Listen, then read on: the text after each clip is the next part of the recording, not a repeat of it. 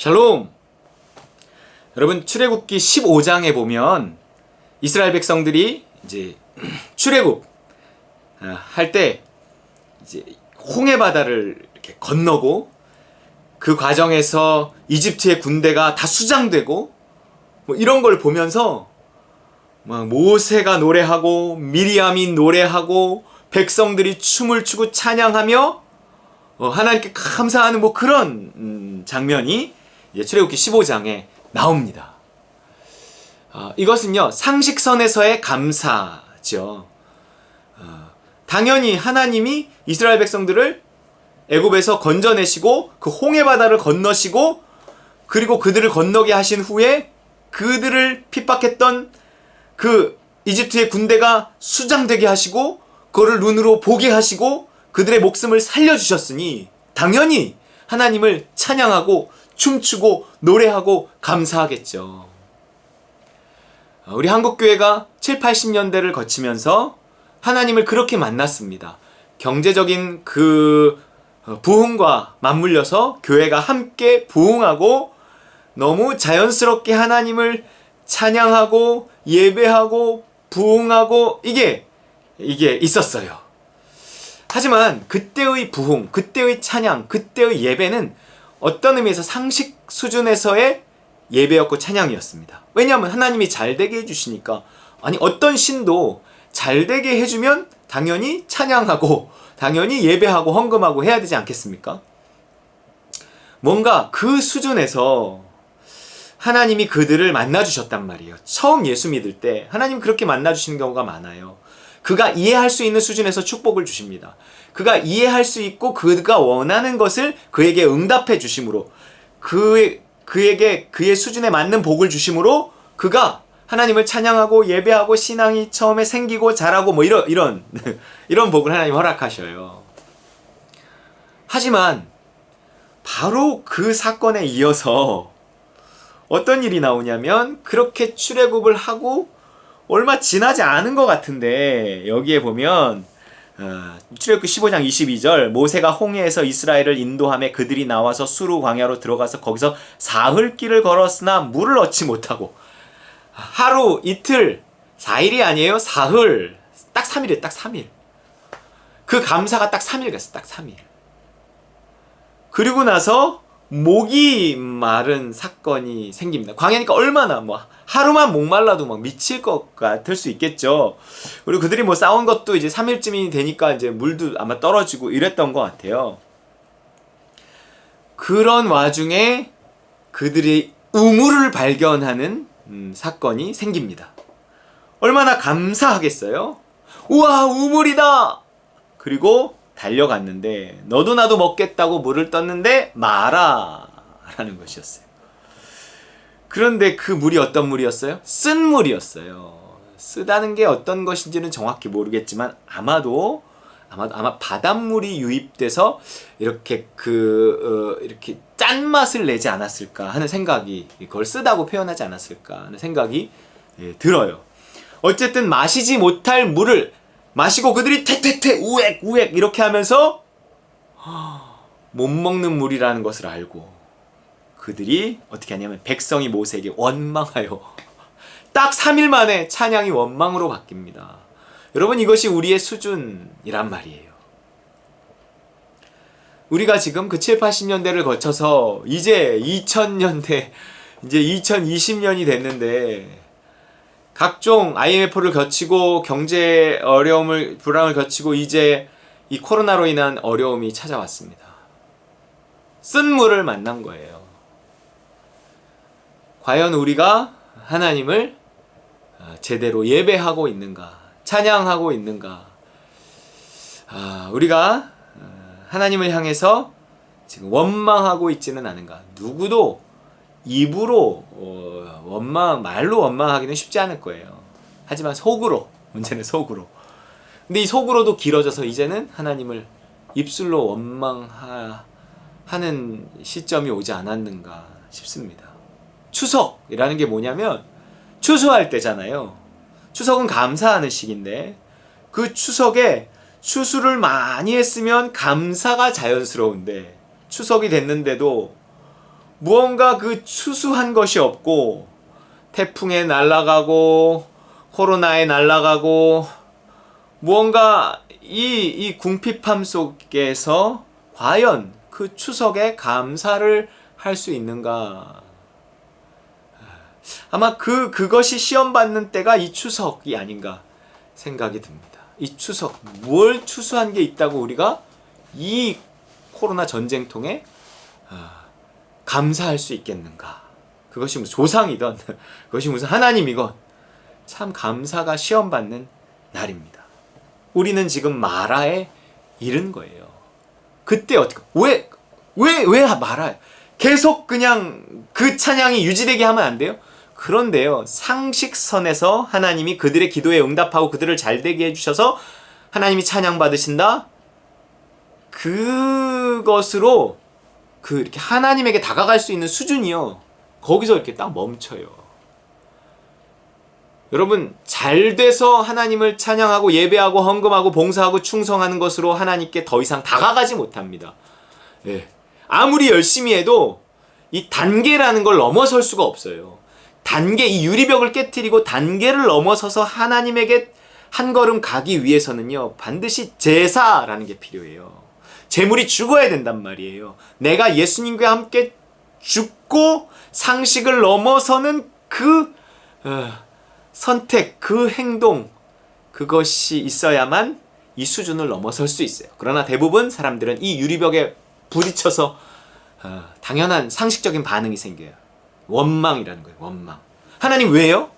하나님 나에게 왜 이런 일이 생겼어요? 상식적으로 찬양했기 때문에 상식적으로 원망하는 거예요. 하지만 이 상식을 넘어서지 못하면, 상식을 넘어선 원망, 여러분, 무슨 내가 상식을 넘어서는 순종을 해야 된다 그래서 무슨 대단한, 내가 당장 아마존으로 가거나 아프리카로 가는 순종을 말하는 게 아니에요. 우리 삶에서 지금 당연히 원망이 나와야만 하는 상황들이 자꾸 생긴단 말이야. 하루에도 12번씩 생겨요. 그때 그 원망을 넘어서 찬양을 하고 감사를 하면 그것이 상식을 넘어선 순종이죠. 그 원망을 안 나오게 하기 위해서, 원망은 자연스러운 것인데, 내가 세상 나라에 속해서 상식 수준에서의 찬양과 원망을 하는 것을 넘어서기 위해서는 내가 나를 십자가에 못 박고 하나님 나라에 속해야 한단 말이에요. 십자가 있어야 된단 말이에요. 내가 나를 제물로 예수 그리스도와 함께 못 박고, 하나님 내가 이 상황에서도 원망하지 않게 해주세요. 하나님 저 사람이 왜 저러는지 모르겠어요. 상식적으로 이해가 안 가요. 난 너무 상처받고 너무 화가 나요. 하나님 왜 이런 사태가 생겨서 지금 내가 이 어려움을 겪어야 하는지 모르겠어요. 너무 힘들어요. 하나님 어떻게 해요? 그런데도 하나님이 응답하지 않고 상황은 쉽게 좋아지지 않고 그 인간은 여전히 그 자리에 있고, 여러분 이것이 길어지면은요, 이 원망이 길어지고, 이 원망을 그 상태에서 감사로 바꾸지 않으면 그 쓴물을 만나서 하는 원망을 바꾸지 않아요. 그 쓴물이 뭐겠어요? 내 안에 쓴물을 만난 거예요. 내 안에는 여전히 쓴물이 있어요. 내 깊숙이는 여전히 쓴물이 있어서 좋은 일이 있으면 찬양하는 건 당연한 거예요. 너를 사랑하는 사람만 사랑하면 이방인과 뭐가 다르겠느냐? 그거죠. 그런데 너를 미워하는 사람, 너의 원수, 그도 사랑하라 이러는 거예요. 내가 어떤 상식적이지 않는 상황에 딱 이렇게 부딪히잖아요? 그러면 나는 상식선에서 반응한단 말이에요. 내 안에 쓴 뿌리가 이렇게 드러나요? 내 안에 쓴 물이 이렇게 드러나요. 그러면서 원망한다고요. 그러면서 화를 내고, 그러면서 불평하고, 그냥 내 상식선에서, 내 수준에서의 이게 반응이 딱 나와버린단 말이에요. 내 안에 쓴 물을 발견하는 거죠. 왜 찬양한 지 얼마 안 지냈는데 나는 원망해야 하는가? 내 안에 쓴물이 있구나. 그러면 그 쓴물을 만나면 어떻게 해야 돼요? 모세가 여호와께 부르짖었더니, 나의 쓴물을 만나면 부르짖어야 돼요. 계속 원망할 게 아니라 계속 하나님 내 수준을 드러났습니다. 하나님 내 연약함이 드러났습니다. 하나님 용서해 주시고 하나님 나를 이 수준으로부터 건져주세요. 그리고 부르짖으면 하나님은 어떻게 해요? 한 나무를 가리키세요. 그 나무를 물에 던지니 물이 달게 되었더라.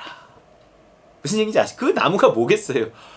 하나님이 가리키시는 한 나무가 있어요. 뭐예요? 십자가. 예수 그리스도의 십자가예요. 내가 그렇게 하나님께 살려달라고 기도하잖아요. 그분은 나에게 한 나무를 가리키세요. 십자가. 그러면 나는 그 십자가를 붙들고 나의 그 쓴 뿌리를 그 십자가에 못 박고 그 쓴 물을 십자가에 못 박고 쓴 물을 단물로 변화시키는 거예요. 원망과 불평을 감사로 바꾸는 거예요. 내 마음을 변화시키는 거예요.